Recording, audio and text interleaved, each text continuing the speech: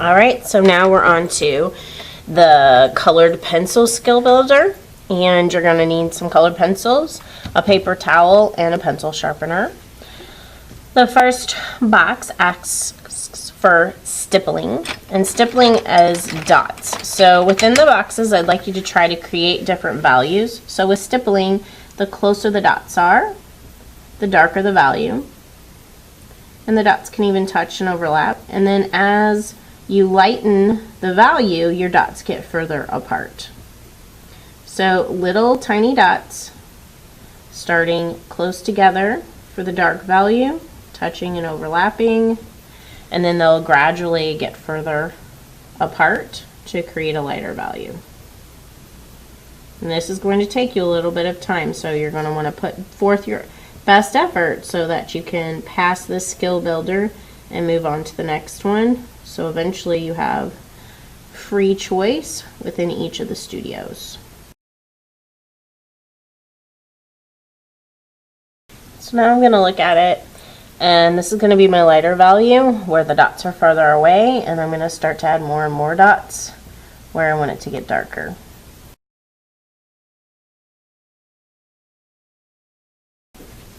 Alright, and so I think that's a pretty good example of value with stippling, going from light to dark. My dots are further away, they get a little bit closer, and closest still. So now we move into hatch marks. Hatch marks are just short lines.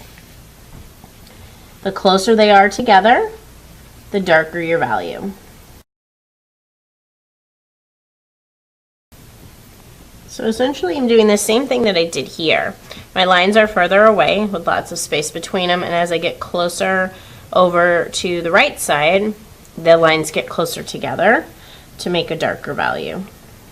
And I made all my lines going the same direction. I like to kind of draw them diagonal. It's comfortable for my hand. Okay, and then we have crosshatch marks, which is where the lines cross over each other. So you're going to do the same thing. And then scumbling. Scumbling, instead of it being straight lines or dots, it's more of like a curl, almost a curlicue line.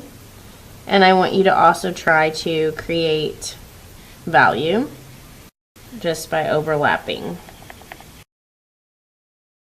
And you can see each one of these boxes goes from light to dark. Alright, and then I can create a value scale using color pencil, very similar to our value scale with crayon.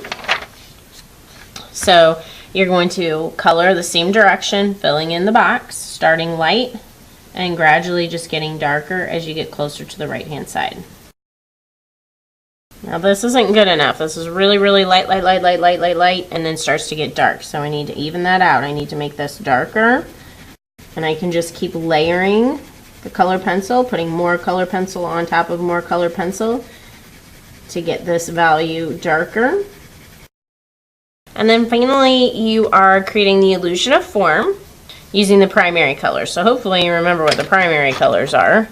I would hate if you had forgotten those. And each one of these forms you're going to shade in with one primary color. There are 3 forms, there are 3 primary colors. And when you do this, you want to make sure that you have a strong light source. So I'm going to have my light shining this direction. So everything on the right hand side is going to be shaded darker to create the illusion of form. So when this sphere, the surface of it is curved, I have to use curved lines to show value. And that creates this illusion that they're round. Now if you color this sphere with straight lines, it's not going to look like a sphere at all. So you have to really take your time and color back and forth with curved lines. Same with the cylinder. It's a curved surface, and I'm going to shade it dark on the right side, just like I shaded dark on the right side with the sphere. Since the top of the sphere is flat, I can straighten my lines. The cube is a flat surface, so that is just going to be straight lines colored in. And whenever you're using colored pencil, you'll take the sharpener and you'll tap it and get all that stuff off of it, and then you'll take the paper towel and carefully wad that up with all the shavings inside, and then you'll recycle it, and then this will go back in the studio. All right, now remember that this is a skill builder, which means that you're practicing and you're showing and demonstrating that you can neatly accomplish what we're asking for in each one of these spaces.